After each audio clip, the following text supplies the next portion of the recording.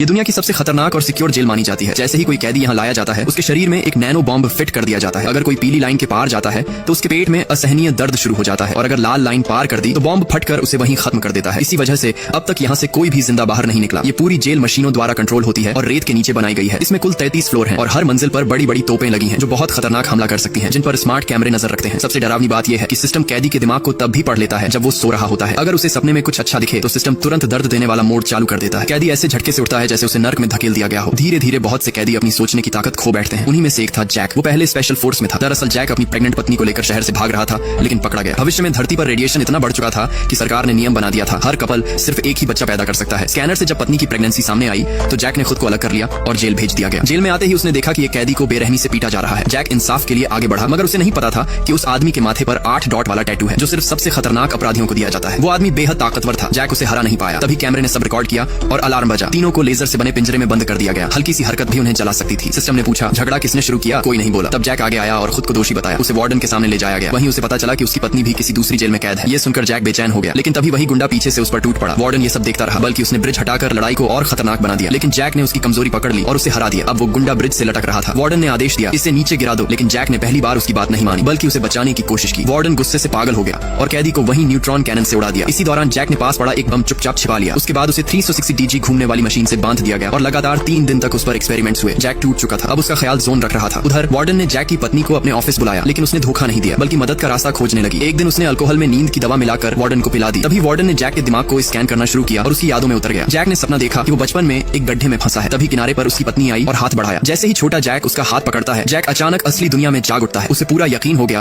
कि उसकी पत्नी अभी जिंदा है और यही उम्मीद उसकी ताकत बन गई। अब कैदियों ने उस बॉम्ब को ध्यान से समझना शुरू किया जो जैक ने छिपाया था। इसी बीच जैक की पत्नी ने वार्डन के कंप्यूटर से जेल का नक्शा चुराकर जोन तक पहुंचाया। उसमें एक रास्ता बाहर जाने का दिखा, लेकिन उस वक्त तक बेकार था जब तक शरीर में फिट बम को हटाया न जाए। दोस्तों, अगर आप पार्ट 2 भी देखना चाहते हो तो प्लीज कमेंट में जरूर बताना।